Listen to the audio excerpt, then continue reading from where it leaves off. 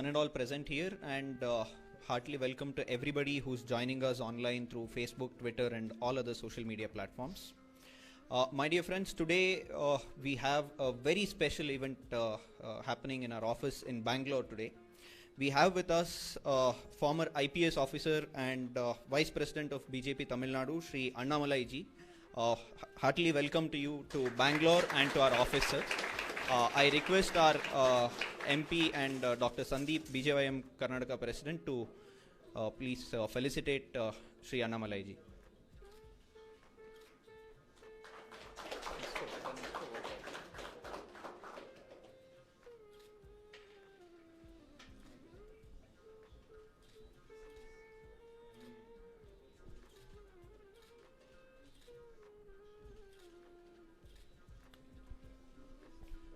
Thank you, sir.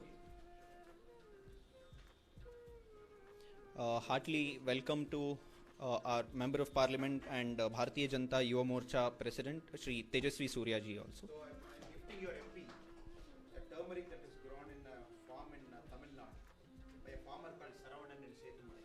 Right. Nature's organic one, so gift from Tamil Nadu. And this is our Bharatiya, wonderful Bharatiya. So in his new role, he needs Bharatiya.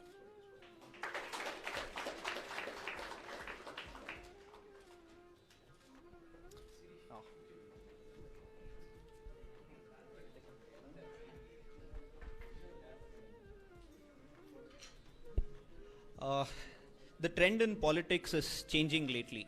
From Ladakh to Kanyakumari, youth are getting into politics, and BJP is leading this transformation of politics.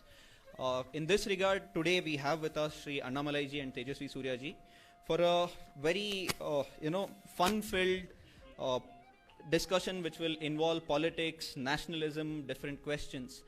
We also have a good gathering here in our office today, and we have multiple questions which are posed online also. So we'll just take it forward from there.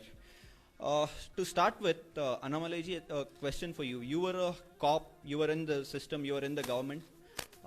Being in the system, you quit the service, you come to politics. And I'm pretty sure you see a significant role that needs to be played by youth in politics today. How do you see the youth engagement in politics today across the country? What are your views regarding that? It's a very simple data that we have. The median age of the Indian population is very low, probably about upwards of 32, 33, 34. And Tejasvi Surya ji, our MP himself, is a very prime example. When leaders of that age come and connect with the bulk of the voters are below 40. So you represent their aspirations directly without any hindrance. So that is the first positive thing I see. When you compare with other political parties, BJP as a party, it is one step ahead of how the country is changing. It is always one step ahead.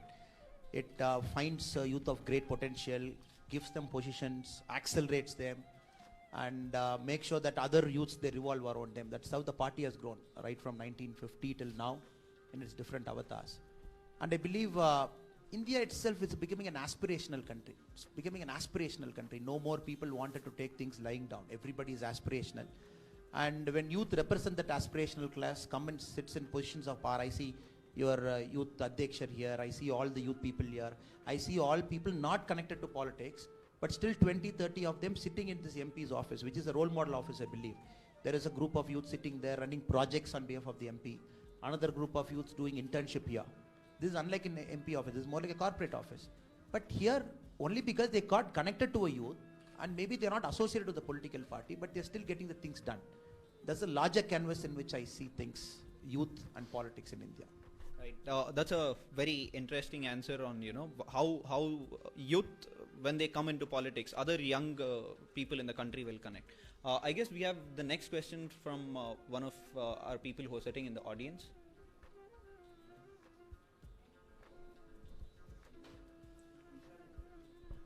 In any case, I'll just carry forward. Probably we'll take that question. So, Tejasvi, this is a question to you also, being in mainstream politics and electoral politics.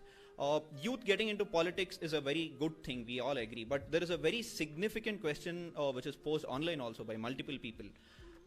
getting into politics in their 20s, early 30s is a very challenging thing for people who come from middle class or lower class of the society. People who come from the rich class, they don't have to worry about anything else. They can do social work, they can be on the field, get into politics.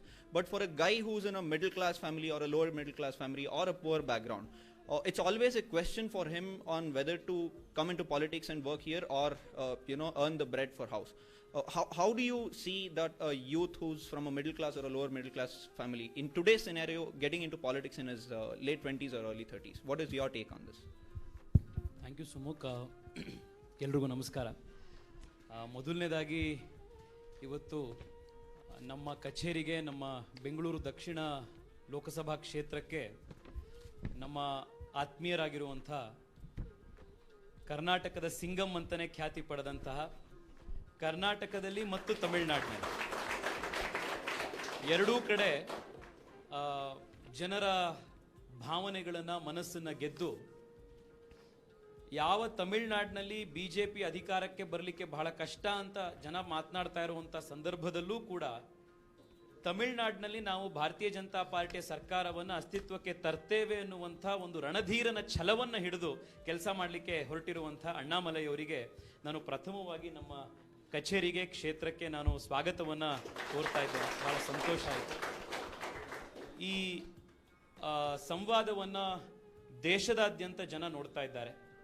ಯಾಕೆ ಅಂತಂದರೆ ಅಣ್ಣಾಮಲೈ ಅವರಿಗೆ ಕೇವಲ ಕರ್ನಾಟಕದಲ್ಲಷ್ಟೇ ಅಲ್ಲ, ತಮಿಳುನಾಡಿನಲ್ಲಿ ಬೇರೆ ಕಡೆ ಕೂಡ ಬಹಳ ಜನ ಯುವಕರು ಅವರನ್ನು ಫಾಲೋ ಮಾಡ್ತಾ ಇರೋದ್ರಿಂದ ಈ ಸಂವಾದವನ್ನು ನಾವು ಇಂಗ್ಲಿಷ್ ಭಾಷೆಯಲ್ಲಿ ಮಾಡಬೇಕು ಅನ್ನುವಂಥ ಒಂದು ಅನಿವಾರ್ಯತೆ ಇದ್ದಿತ್ತು. ಆದ್ದರಿಂದ ಸಂವಾದವನ್ನು ಇಂಗ್ಲಿಷ್ ಭಾಷೆಯಲ್ಲಿ ನಾವು ಮುಂದುವರಿಸ್ತೇವೆ. ಖುಷಿ ಅಂತಂದರೆ ಅಣ್ಣಾಮಲೈ ಅವರು DCP ಆಗಿದ್ದು ಕೂಡ ಬೆಂಗಳೂರು ಸೌತ್ನಲ್ಲೇನೆ. ಅದು ನಮಗೊಂದು ಬಹಳ ಸಂತೋಷದ ಸಂಗತಿ. ಅದರಿಂದ ಒಂದು ವಿಶೇಷವಾದಂಥ ಅಭಿಮಾನ. ಇನ್ನೊಂದು ಅಂತಂದರೆ ಅವರು ಅದರ ಹಿಂದಿನ ಪೋಸ್ಟಿಂಗ್ ಇದ್ದಿದ್ದು ಚಿಕ್ಕಮಗಳೂರಿನಲ್ಲಿ, ಅದು ನಮ್ಮೂರು. ಆದ್ದರಿಂದ ಅವರು ಅಲ್ಲೂ ಆಗಿಂದನೂ ನಮ್ಮ ಒಂದು ಸಂಬಂಧ ಇದೆ. ಆದ್ದರಿಂದ ಅದೊಂದು ಬಹಳ ಸಂತೋಷ. Sumukh, you pointed a very important question. There is no easy answer to this. Politics, unfortunately, in the last so many years, has become a rich man's game. And because it's become a rich man's game, it is also being infected only by dynasty politics. And this is a vice versa cycle. Politics is rich, politics is expensive, and you have to spend money, which is why only those people who can spend that kind of money can get into politics. And who are those young people who can spend that kind of money? Those kind of people who inherit that kind of money. And who are the people who can inherit that kind of money? The ones whose father or grandfather has made money through politics. They are the ones who can come into politics. This is the sad state of affairs in India's politics today. So forget contesting elections. A person coming from a middle class family, I wouldn't even go to the lower middle class or poor background people. Even coming from families where parents are in service jobs, people are in monthly salaried jobs, their children cannot even dream of becoming MLAs, MPs. My story is an exception. But we need more of these exceptions to become the norm. And we need more and more stories of Narendra Modi, who comes from the most poor families and who shows that they can rise to the highest of offices. That should become the norm. And today I do not see any other political party other than the Bharatiya Janata Party effectively pushing for reforms, whether it is electoral reforms, whether it is intra-party democracy, whether it is encouraging young people in politics. No other party is encouraging these things. So what happens is, the ones who are karyakartas will remain karyakartas all their life. The ones who are children of political leaders, they become leaders overnight. Because you have baap ka paisa to invest in politics. So until and unless we break this chain and encourage young people to take up mainstream electoral politics, and that is not an easy job, we need electoral reforms which will make elections less expensive and more affordable to people. Unless those systemic changes happen, this will not go a long way. This is not just in politics. I was talking to a friend of mine who is working in the movie industry, an aspiring actor. The same thing happens even in Bollywood, happens in other media industries. We have been witnessing after Sushant Singh Rajput's death, we were hearing debates of nepotism. What is nepotism? You may be a great actor, you may be extremely talented, you will keep on giving hundreds of auditions every day and keep getting rejected. Whereas another person whose father is an actor, he will say, hey, you can take my daughter or take my son in your movie, cast him in your movie. I will give 10% stake or 15% stake and I will also produce the movie. That is why those people who do not have this kind of money will not get opportunities to become great actors. So if you look at Bollywood, if you look at Telugu movie industry, Kannada, any movie industry, you will find generations, actors' families. Grandfather was actor, father was actor, now the child is also actor, and the grandchildren is also becoming, child artists. Does that mean that there are no other capable people, talented people who can emote well, act well in those industries? Of course there are. But they don't get an opportunity. The same way, are there no capable leaders? Is there no better young leader than Tejasvi Yadav in whole of Bihar? Are there no young political leaders than M.K. Stalin in Tamil Nadu? Of course, there are hundreds and hundreds of capable young people, but they do not get platforms and opportunities. One Annamalai has come today in Tamil Nadu who will take Tamil Nadu by storm and show what people like M.K. Stalin their place. That is the kind of change that we need. So all of us, my commitment as the national president of the Yuva Morcha is to bring more and more young people coming from the most modest of backgrounds, most humblest of families, and make them the strongest of leaders for the country. And together as young people, as educated young people of the country, we must push for electoral reforms that our Prime Minister is speaking about. Whether it is one nation, one election, whether it is one nation, one electoral rolls, whether it is state funding of elections, electoral bonds, all of these are systemic reforms aimed at making elections more transparent and less expensive, which will bring more young people into the country. So this is what we should all do. It's a big task, but if we can't do it, nobody else will do. Well, that's a very interesting, topic that you have opened up. Reducing the cost of elections and increasing the youth participation. I think an agenda or a topic can be started just on this, and if the discussion goes forward, it's going to bring a fundamental change in the way politics happens in this country. I think we have one more question from one of our audience. Yeah, very good evening, Tejasvi sir and Annamalai sir. So my question is open for both of you. It's like, for the women in politics, what are you both going to do for that, or what are you going to do in the future and now? It's a fact that the women of India are voting for Narendra Modi ji in large numbers. Over the last 2-3 years, if we see, women are shifting towards Narendra Modi ji. From there, I'll answer your question, ma'am. The reason is two reasons main. One is, politics was always an insecure field for women, frankly speaking. Especially if you come to Tamil Nadu and Dravidian politics, you see, they never felt safe. Only after Jayalalitha became very powerful, women started congregating towards the ADMK. Now Jayalalitha is no more. The reason, if you ask me, why is this happening? Politics being masculine, it being powerful, it being a money-oriented business, like what he exactly portrayed. Any woman who was shining in politics either should have had a great family background or some powerful guy backing him. That's how it was. Now what has happened? The way India is progressing now, maybe from 1990, accelerated after Modi ji is in power 2 times now. One women are coming out in large numbers, especially to BJP. Now we just finished our Vel Yatra in Tamil Nadu. We are very surprised, actually, the president and me and a couple of people are traveling with him throughout the state. Half the crowd is women. Among the half the crowd, women crowd, we felt close to 40% of women crowd are not connected to the party. They're not party workers. First time they're coming and seeing what is a Vel Yatra, what is BJP doing. When we spoke to a couple of people, they said, look, there is always a pent-up emotion inside to get into politics. But till now, I never felt safe coming out. For the first time, I'm coming out to see what BJP is doing in Vel Yatra. This is a common occurrence across Tamil Nadu. Now the main thing for people like Tejasvi Surya ji and other people who occupy high post in BJP is to make sure, which you already said, is to bring positions of power where women can sit, which BJP is of course doing it. If you see this as a party, for example, the national president of BJP Women's Wing is a lady from our state. If I can take Vanathi Srinivasan as an example and answer, she was just like most of the women in Insecure, came through AVBP, contested elections. But party always have got a knack of finding good women. They'll always make them sit in good post. One, you have to trust the party. The second point I'm trying to convey is, yes, women are coming out in large numbers. They trust BJP. It's an open process. Nobody will scuttle you. Nobody will there's no demigod above you. And you do not release anybody like being in a movie industry. Now, the second thing, you got to trust the party to take care of you. Just like women, they are trusting the party with their votes. Now, this is the time you got to trust the party. You need to stick for a little bit more longer time. You need not wait for 1 year I've come, nothing I'm getting, can I leave the party now? Just be patient for some more time. Big roles are opening up. In fact, if you look at CCS itself, Nirmala Sitharaman Madam is a classic example. From Tamil Nadu, from Andhra, MP, Rajya Sabha MP from Karnataka. So now people have to be a little bit patient.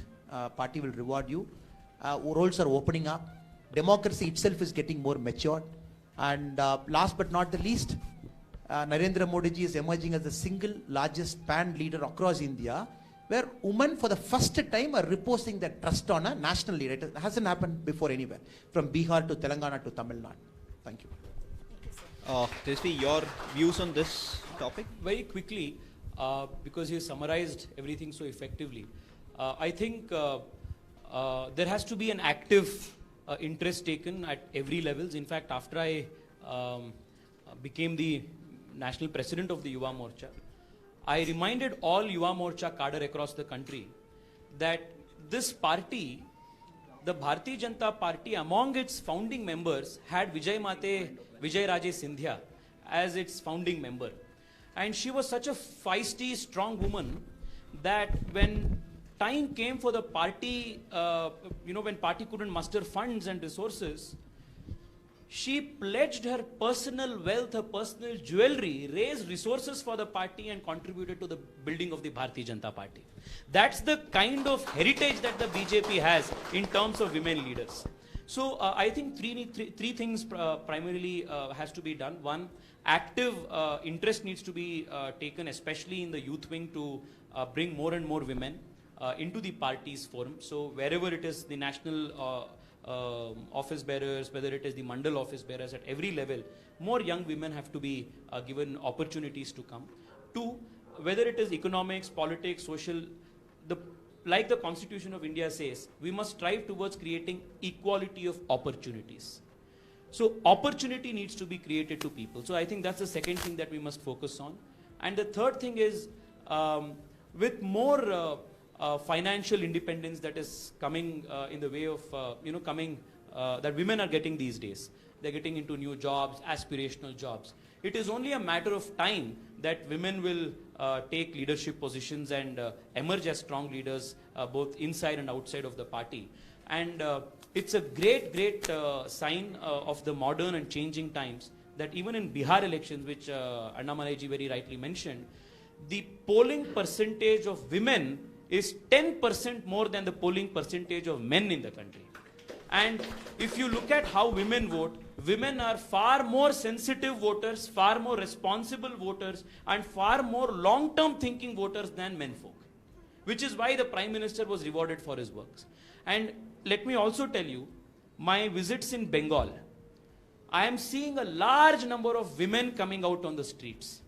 When women come out on the streets and start supporting a political party or stand against a particular Andolan, then you can take it from me that no force on earth can stop the change from happening.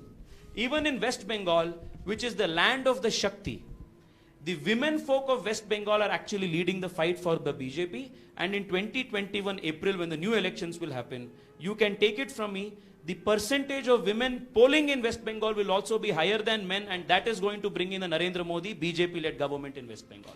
So we must make an effort to actively promote young women leadership. Thank you, both of you. It's very interesting that people in power, like yourselves, are actively engaging and actively working towards bringing more women into the system. I'm sure this is going to lead to a very solid base for women to get into the politics in the near future. We have one more question from the audience here to Annamalai ji. Hi sir, myself Santosh. Congrats both of you for leading the party in such a great things. What was the tipping point for you to join politics? Tough question. Santosh ji, thank you for that question. A lot of people keep asking me. Maybe it is an opportunity for me to clarify once for all. There was never a single tipping point, frankly speaking, never a single tipping point. I wanted to be a businessman. I went to IIM Lucknow for my MBA. So something I saw in Lucknow pushed me towards civil services. We're part of many projects, especially in the Purvanchal side, Bihar and UP border, where a lot of kids were dying before they became 1 month old as well. Malnutrition, a lot of things. We investigated, we did some radio jingles for them. Slowly, it pushed me towards civil service career. Civil service, if you do it with sensitivity, and empathy, the job that you sit, especially as a cop, your mind opens up to a lot of things, people suffering, the way people express their life to you, the way people open up to you. So instead of a single tipping moment that happened, I can recall about maybe about 10-15 instances right now over the last 4-5 years that slowly pushed me, slowly accelerated the process to get into politics. I still vividly remember the case in Udupi where a 10th standard child was raped and killed near Baindur. So subsequent investigation, we caught the accused, that's fine. But why did it happen? Can we do something about the society per se? It only happened because the child has to walk to a school and come back about 4 kilometers up and down. And now we can't blame the government because the government with its limited resources can only mobilize that much. So is there a better way other than policing to go and solve it? Or every time you see a road traffic accident, especially when the kids of their age and my age, when they die, we can't answer to their parents. We can say that we have put that barricades, we have put whatever it is, but still can we put effective policy measures in place to prevent people from dying? Suicides, taking care of old age people. Do we have enough social security laws in place? You minus the last 6 years, you just take out from 2014 onwards. Before 2014, if you see, India as a country was having the least amount of social security net for its people. Absolutely zero.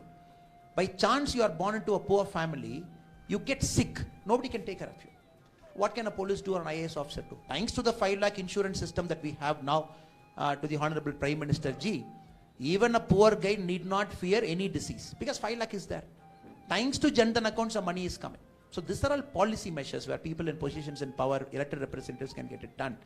So my book is coming out and in about 2 weeks from now, I've written a book. All these things I've mentioned.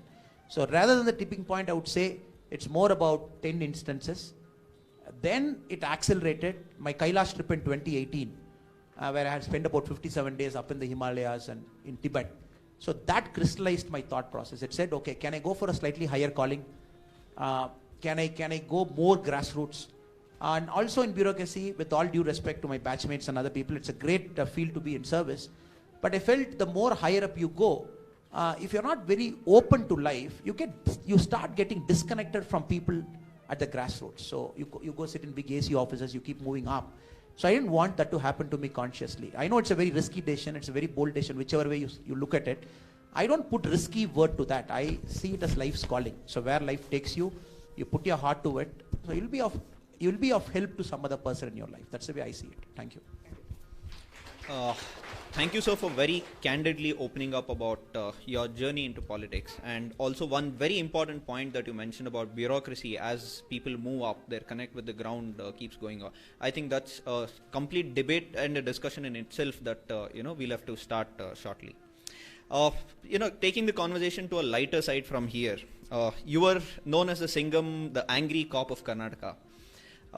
You were carrying that anger when you were a cop. Now that you have come into politics, do you still carry the same anger? And also, I'd just like to mention there's a very big complaint from a lot of your fans that you never smile ever. So, so your take on that? I'm sure our Tejasvi ji will agree with me. There is a leadership called situational leadership. So many a times you sit in a role, you sit in a position, and then you got to make sure that dharma is upheld in that position. So COP is always about a straight white and a straight black. You look at what is right, what is wrong, you implement it. There's no question of gray there. And I don't believe in the modern policeman saying there is a gray area. No. Constitution is very clear, especially people of executive role.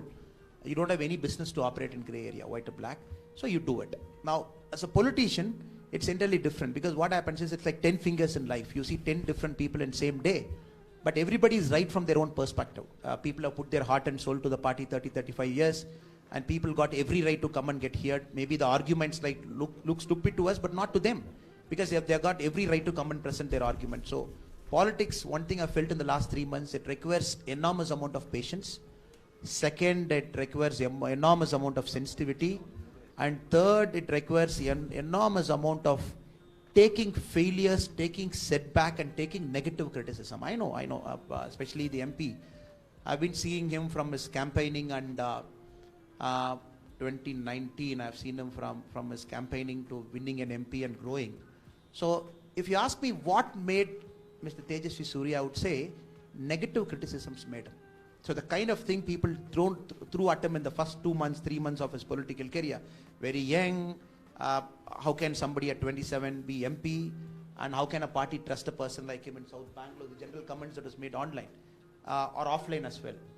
But I think he grew from strength to strength. That very few people have that thing. So these 3 qualities we got to have.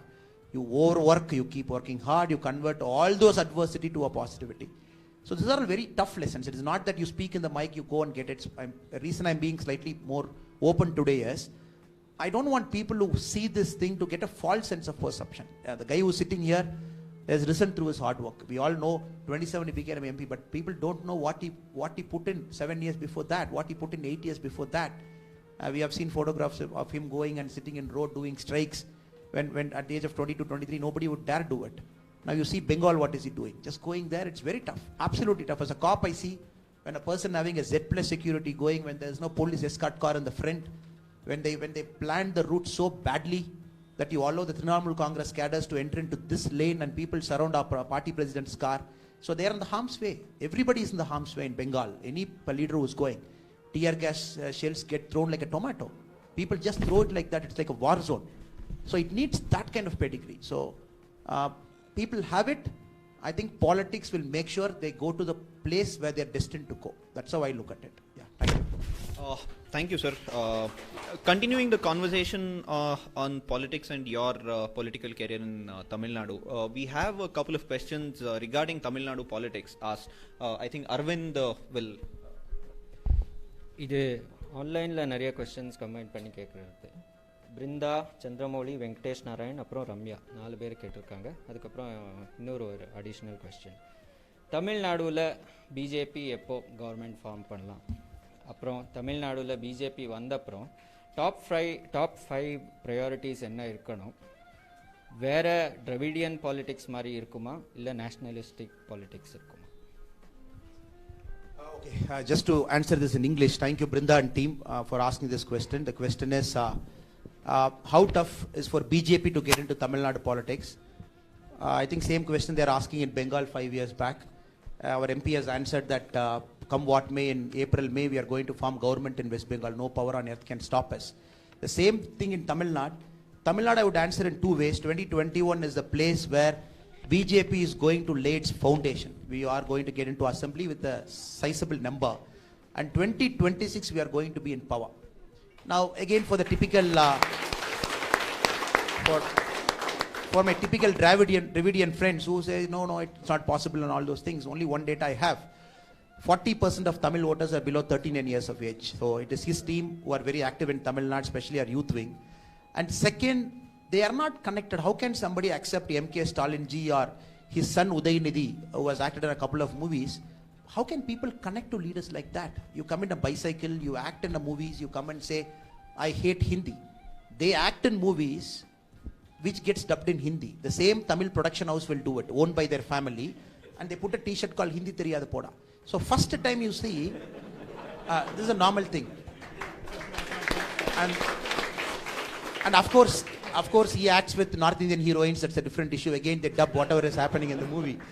Now what is happening actually is people are reading through the line. The Dravidian lie or so-called Maya that was in existence thanks to Karunanidhi's eloquent speech and Anna's eloquent speech. No more, because Stalin cannot even speak without a paper in hand. That's our first weapon. So more than BJP growing, so they are themselves getting decimated. So along with it, BJP is growing. So two things are happening together. And next is simply Narendra Modi ji. If I give you data, you'll be amazed, sir. You'll be amazed. 1 crore and 6 lakh Tamil people have got their Jan Dhan accounts out of 8 crore. And 54 lakh Tamil farmers, we have given 6,000 rupees in PM Kishan. And 32 lakh Tamil women, after Modi ji has come, first time they are using LPG stove to cook, Ujwala. If you come add all this data, this is much, much greater than the so-called Dravidian concept of social justice. Whatever fraud justice they have done over the years, if you look at, they can't speak with numbers. First time we speak with numbers.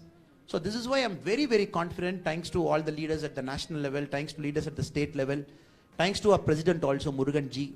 We have broken a lot of caste barriers in Tamil Nadu. So I'm very confident 2026 will be sitting in power. Answering the second question, for a person who's asking this question, they know BJP is not a single man party. It's a party of principles, ideologies and all those things. And no single person decides. So it is always a collective decision making. So what are the first 5 priorities? Of course, we keep telling this in stages, our president also. It is to bring nationalist spirit to Tamil Nadu. Very proudly we will say that. Because why nationalist spirit? Because I feel with a lot of shame when our Tamil people get into Mysore just to get a seat in Kendra Vidyalaya. Or just to get a seat in Navodaya school. And then they ask us to recommend to our Karnataka friend MPs that please ask them. We feel very shameful. At the same time, the Tamil MPs who claim that Kendriya Vidyalayas and Navodaya should not come into Tamil Nadu, or Navodaya should not come into Tamil Nadu, Kendriya Vidyalaya is there. They are the first people to write to the Kendriya Vidyalaya ministry asking for the 10 seats in their MP quota, including Kanimuli, who will talk in the mic that nationalism should not come to Tamil Nadu. So Navodaya we don't have. Navodaya, who benefits from Navodaya? I have seen in Hebri, I have seen in Chikmagalur, all those places. So these are our first priorities to make sure all those things Tamil Nadu should get its rightful share. The remaining, whatever is happening in Karnataka, so-called aspirational politics. Tamil Nadu is more about appeasement politics, more about freebie politics. So because of which the state has become a burdened state with 4 lakh crore debt and 70,000 crore net borrowing, all those things. So we are very able people. So they just have to trust us that the government will be in good hands, a collective decision-making body in line with its principles and ideologies. Thank you so much. Thank you, sir. I'm sure with the speed that you're going, we'll be in power soon and we'll be able to make a huge difference in Tamil Nadu. One of our volunteers also has a question for you. Namaste, Tejaswiji. Vanakkam, Annamalai. I just want to ask this interesting question to you. How has your life changed after getting into politics? Totally, completely, upside down. Now, two things, brother. The thing is, the party has trusted me with the same way the party has trusted Tejasvi Surya ji with a responsibility. Now, to stay true to that responsibility, we got to overwork. There's no other option. A state like Tamil Nadu, we just have to overwork. So what has happened in the last 20 days, if you count, I hardly go to home 2 days out of 20 days. So a lot of travel. So because of which fitness and a lot of things I love, reading, everything has taken a backseat. But it is for a larger cause. At the same time, the positive part, I never felt I'm truly connected to a cadre like the way I feel connected now. So you eat in somebody's home. You get an opportunity to sit with him. Maybe in the party's hierarchy, you could be a small guy. But when you sit with him for 30 minutes, the kind of ideas they give, the spark is somewhere there at the ground. So negatively speaking, time management has become a problem. Positively, the love people have for BJP, the love people have for Modi ji. That is why we are trying our best to steal the Yuva Morcha president to Tamil Nadu. So we were supposed to come to Kanyakumari, but the cyclone played spoiled sport. So the youth are very much coming towards BJP. So once we have an icon like our MP, it's a matter of time. He will accelerate the 6 years to 5 years. So 1 year he will reduce if he's able to spend more time there. So we'll be doing it. We'll be doing it. So thank you so much. Thank you. Taking the question to little fun side again. Just before this. But this question did not look like fun questions. No, this I think you'll enjoy. Just before this, both of you were sitting inside and deciding on the football match that both of you are going to play right after this thing. Could you give us some insight about football of both of you? Tesvi, probably. I've been playing football right from my school. Our friend Arvind is a star player of our office.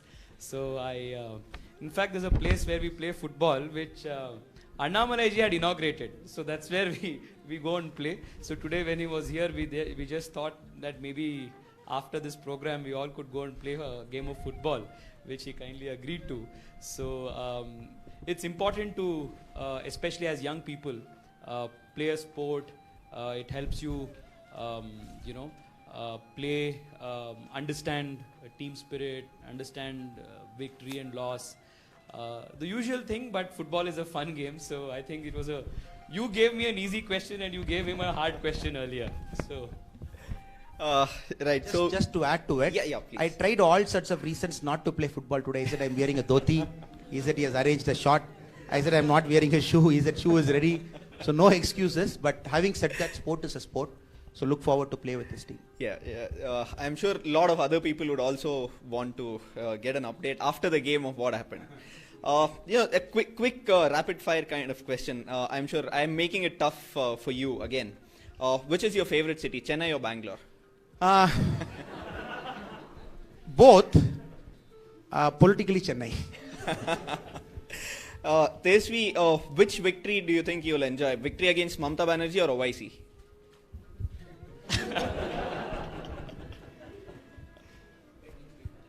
In April against Mamata Banerjee and in 2023 against OIC.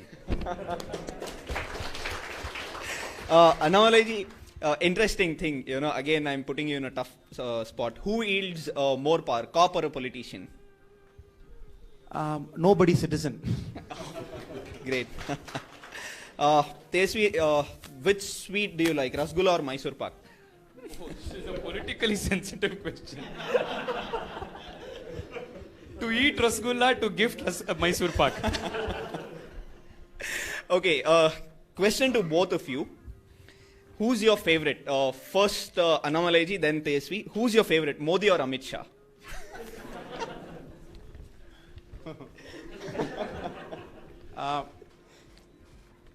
I think some questions don't have an answer.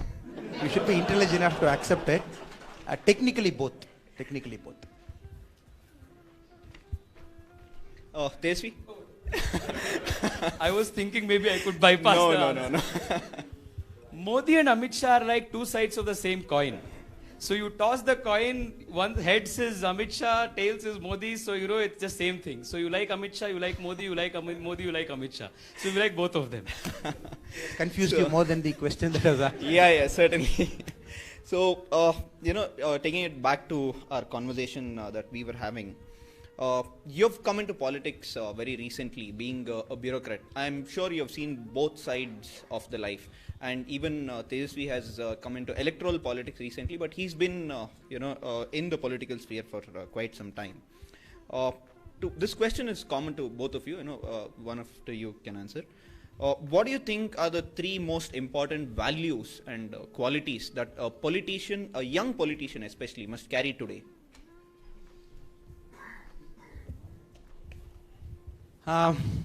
The three qualities for a young politician, I would say the number one is to have the clarity why is he in politics. So a lot of people don't have clarity and they have very confused clarity. Maybe instead of saying don't have, they have a confused clarity. Is it to better themselves? Is it to see the taste of power?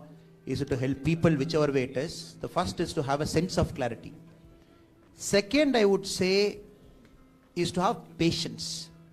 And politics is a game of patience. Nothing happens overnight. And nobody has come up overnight. Tejasvi Surya ji never came overnight. Modi ji never came overnight. Somehow I believe the youth of this generation, including me, we are more towards the impatient side than on the patient side. So they got to be patient, trust the process, not focus on the results much. The third I would say is to look at long term. Politics in India is completely bad, including what has happened in the Farm Act. We are seeing the protest and everything is because last 70 years of politics was always a backward looking and a short term oriented politics. Suddenly when Modi ji in the last 6 years talks about forward looking, non-appeasement, long-term orientation, the vested interests try to play spoil sport. So this is the time the youngsters like us, all of us, have to bring that long-term perspective to a policy planning or whatever we speak. So there's three things I would say: clarity, second patience, and a long-term orientation. Well, brilliant 3 points. So I wouldn't repeat it. I would just want to complement it by 3 other points, which I think. One, I think politics, by its very nature, teaches you to be indifferent to the results of your work. So the philosophy of karmanye vadhikaraste ma phaleshu kadachana, that is something that you experience in politics every day. You work towards something, but results will not happen. You do something today, but you intend the things to go this way, but many times it will not happen. There are going to be personal successes, there are going to be personal failures. So how can you remain unaffected by these things? How can you mold yourself to be a person where you can give your 100% effort but be indifferent to personal glory? This philosophical approach towards life as such and towards politics as a mission is something that any aspiring young political leader must cultivate.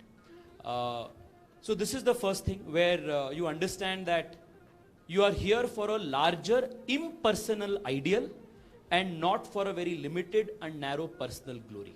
I think this is the first thing that will give you a lot of strength. Second, to add to the long-term planning that Annamalai ji spoke about, as young people, we bring in a lot of understanding of technology. I think that is something that we must, as young political leaders, bring to the table. Technology is a game changer in governance, and you are in politics for governance. If you look at the post-COVID, challenges, understanding of big data, understanding of algorithms, how using technology and big data and artificial intelligence for governance, how say new emerging technologies like blockchain can be implemented in say cleaning of land records. So this technological bent of mind, which the older generation political leaders may perhaps not have. I'm not saying that they don't have. Many of them are extremely technologically adept. But as young people, any progressively young generation will be more attuned to technology. If you look at it, when we were kids, we would play with pen and pencil and geometry box. The kids of today, they play with smartphones. So that's the progressive technological evolution that has taken place. So I think the second aspect would be bringing in technology perspective to governance. The third thing would be age-old values of integrity, of responsibility, and empathy. Because you're in politics, because you're here to solve everyone else's problem. You are here every day in our office. Morning, Sumukh, every one of us know here. Morning we come here, the office starts at 9. By the time we close at 10, every single person who walks into the office walks in because he has a problem.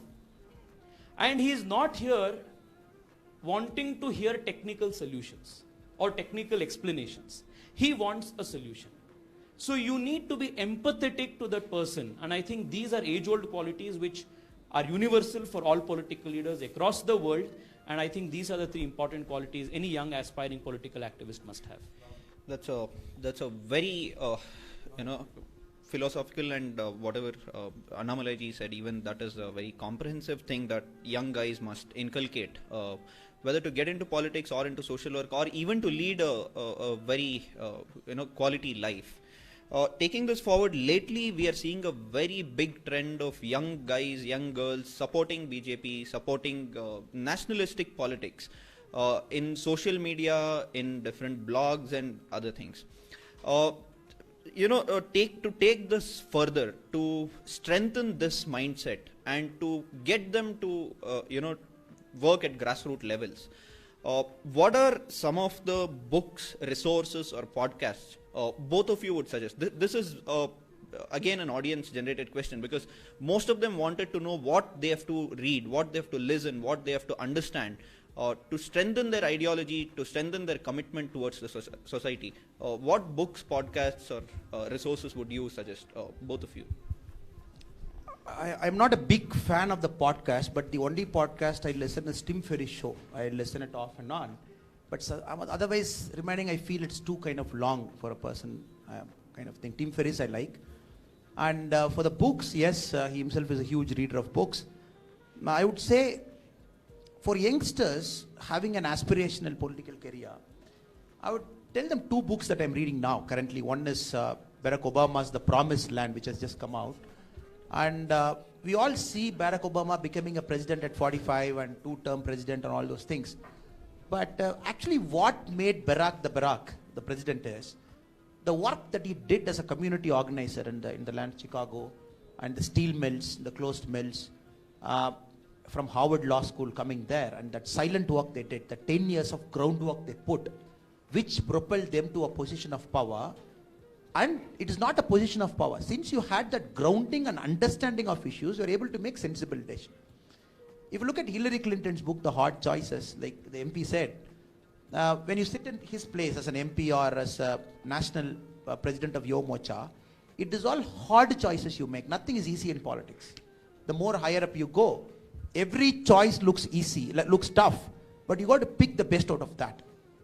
Hard Choices. The book itself is named Hard Choices. So when people read a lot of these books, one thing they would get clarity is what we spoke about patience, put that hard work in the ground. And second, it's a Game of Thrones, not the Game of Thrones variety of what we see in the TV, the Game of Thrones, because it is not a very smooth path to walk. Like he said, 100 people walk in, you always find a way to give them a solution. But you have to break your own head. If the government is not working, make it functional, make it work, and all those things. So last but not the least, I would say, pick up your reading also from a field that is away from you, because a lot of cross-functional learning will stimulate your mind more. Like he is quoting blockchain, he is quoting artificial intelligence, algorithm, what is happening. So you can pick up a lot of learnings from startup companies. This office is a classic example of how a MP office is not in India. A person who's standing in the road can see the MP sitting. It is designed in such a way that transparency is maintained from the road, people can see the MP sitting. And that chamber is a place where all non-political people interested in doing social work are sitting. And these are areas where young people like you, including you, you're giving your life for a cause for South Bangalore by doing something that you love. Technology abroad, you're live streaming across India. So this is because he's thinking cross-functional. He didn't think like a typical politician how he has to think. So that doesn't come if he reads political books. So read political books to get a grounding. At the same time, pick up books from other fields which will give you a cross-functional life. Thank you so much. Thank you. Tejasvi? Well, quickly, I wouldn't want to go into a lot of book reading and give syllabus for this thing. But for me, personally, this wall in our office is a very important wall. I call this the ideological pillar of the office. So this wall is where I started my reading. So Ambedkar, Savarkar, Aurobindo, and Chhatrapati Shivaji. So I think these, four people, I would suggest any young political activist to read, because reading them will give a very clear idea and understanding of what India is. One person whose big picture we have put inside my chamber is Swami Vivekananda. I started my political, my ideas reading Vivekananda, Aurobindo, and Ambedkar and others. So I think this is a very important reading if you are interested in understanding what Bharat is, what Sanatana Dharma is, what Hindutva is, and having your ideological clarity in mind. Then I think it's very important for young leaders today to read popular science, because science will give you a lot of logical reasoning, understanding, clarity. And it will also give you a key and insight into understanding new developments for the future. So I think Evolution of Cosmos, there's a great book called Cosmos by Carl Sagan, which is one of my favorite books. Richard Dawkins, again, something that interests me. And I think it's also very important to understand philosophy. I mean, that's something that I like reading. So whether it is Upanishads, whether it is Hiriyanna, whether it is Radha Krishnan, whether it is a lot of Kannada books as well, which has given me a lot of insight into life and philosophy. Bhairappa and Kuvempu and all of these. Those are something that helped us understand life from a very philosophical perspective. Also, it's important to read, at least have some basic understanding of how economics and world economics work. So I would suggest reading Karl Marx, 1984, Animal Farm, also Critique of Communism, whether it is, so many, lectures on capitalism, things like this. These are all serious reading, which will help us understand policy issues and what is happening, etc., in a more clear way. And I think insofar as podcast is concerned, now because I travel a lot, I get from Bangalore to Delhi, the flight is 2.5 hours. So I get to read new contemporary stuff. So I keep reading a lot of motivational stuff because every day I have to wake up with some kind of a personal or somebody else's challenge. So I try to keep reading a lot of motivational stuff. One book that has actually helped me pass through a lot of, in 2017 I had a lot of personal and professional issues. So one author whose books really helped me understand was Ryan Holiday. There are two books which I would suggest any interested young person to read. One book is called Ego is the Enemy. The second book is titled Obstacle is the Way. I have actually suggested this to a lot of my friends. That book helped me understand a lot of things better. Podcast, there is one interesting podcast that I've come across recently. He's an Indian tech entrepreneur called Naval Ravikant. So I'm sure you have heard of him, and his podcast, again, Tim Ferriss Show, is very interesting. There's another channel that on YouTube called Ivan Carmichael. So he the best of the best speakers from around the world, motivators from around the world, quick bites, quick speeches of him are available on YouTube, Ivan Carmichael Show. So this is a lot of learning, a lot of studying if you are interested. So these are things that I keep learning and reading all the time. So if you enjoy reading, you should be at it all the time.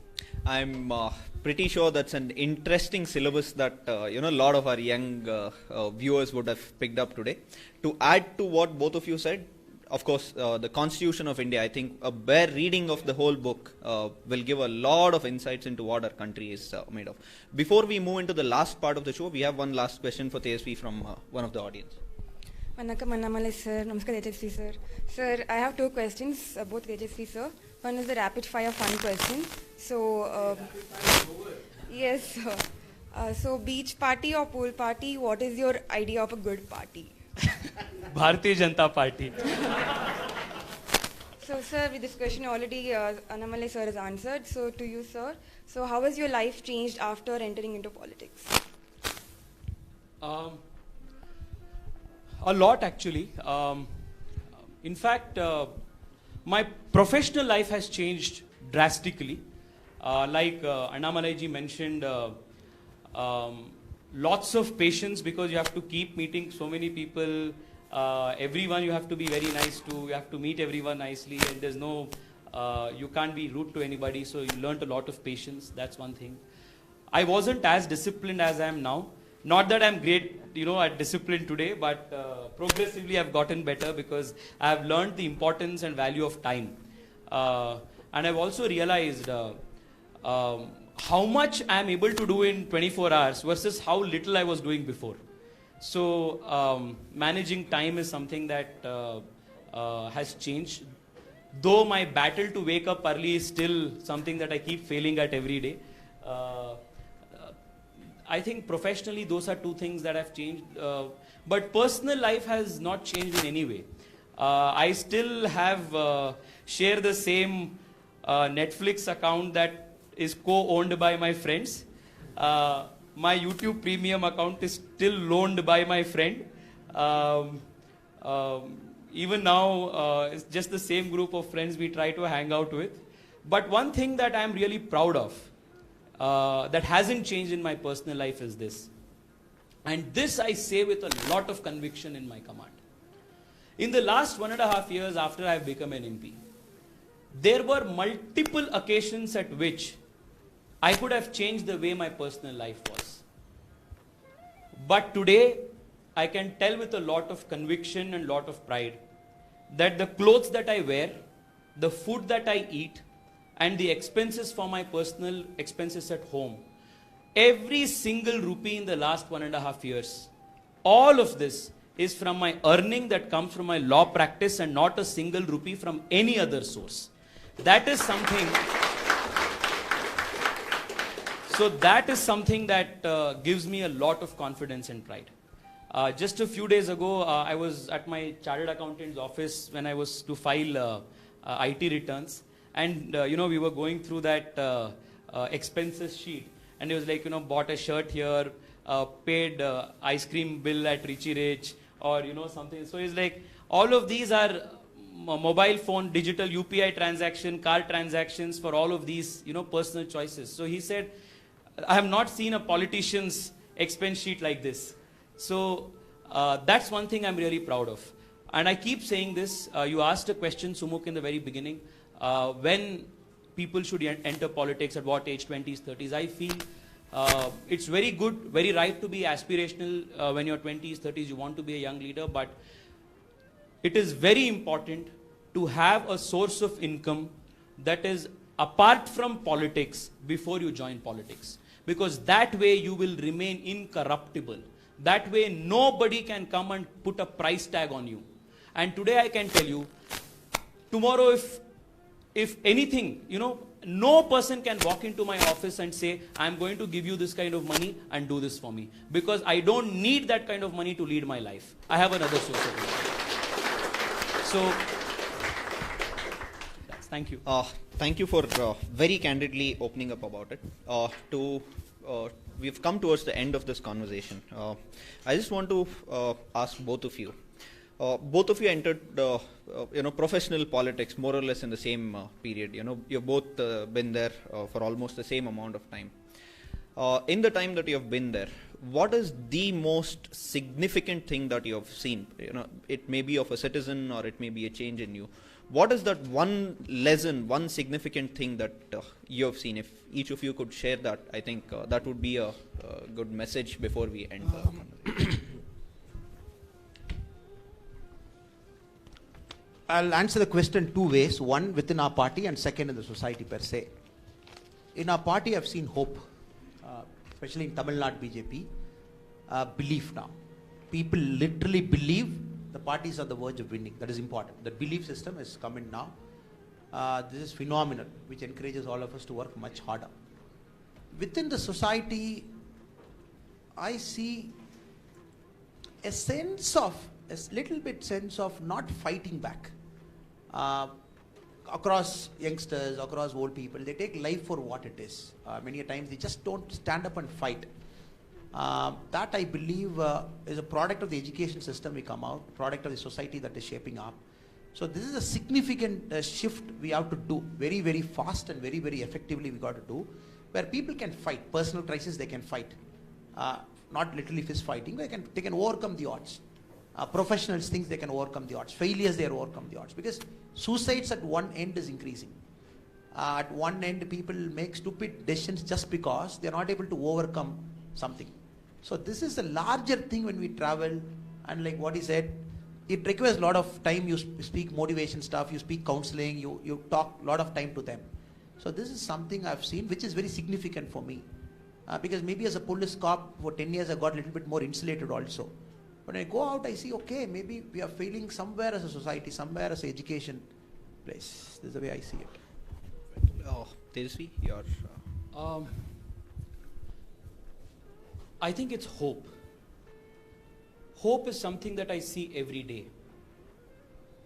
Hope is something that I see in every person who walks into our office. Hope in the system. Hope for a better tomorrow. Hope that things are going to be better than what it is today. And I must tell you, Sumukh, that my visits in Bihar, I'm sure he has visited as well. Many of you would have visited. That gave me a lot of, changed the perspective in a lot of ways, because I went into very remote corners of Bihar.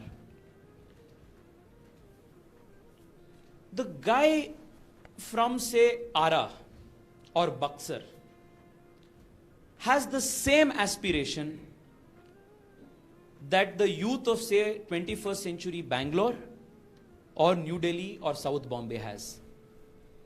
He wants the same kind of quality of life. He is ready to put in more hard work than the South Bombay entitled guy, the South Bangalore, highly educated, entitled young people have. And I think in the next 20 years, if India will surge ahead, it will surge ahead on the basis of the hope and strength and hard work of those common, deprived, weak, humble background Indian youth. That is what I keep seeing every day.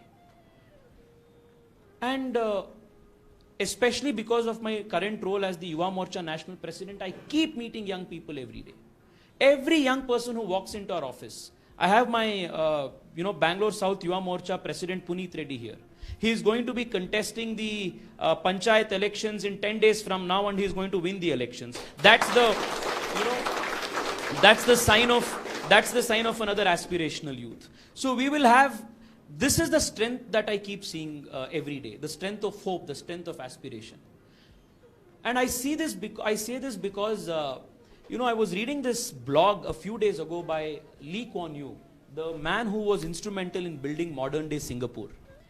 He said that modern Singapore was built because of the hard work of the middle class, the first generation settlers in Singapore, because they knew the importance of hard work. They knew the importance of, integrity, discipline, and things like this. So this India of today is not the India where, you will be able to survive and go abroad, go about your life bandying about your surnames, about what your grandfather did and father did. This is the India where India will celebrate the story of a T. Natarajan. Right?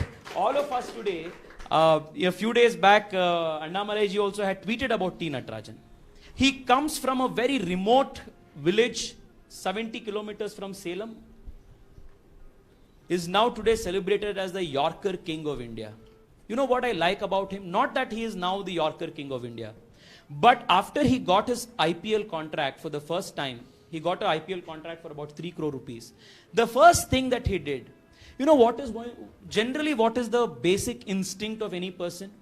His mother runs a small chicken store in, I think it's called Pannamminapetti or something. Very near a small village in Salem. She runs a small chicken store.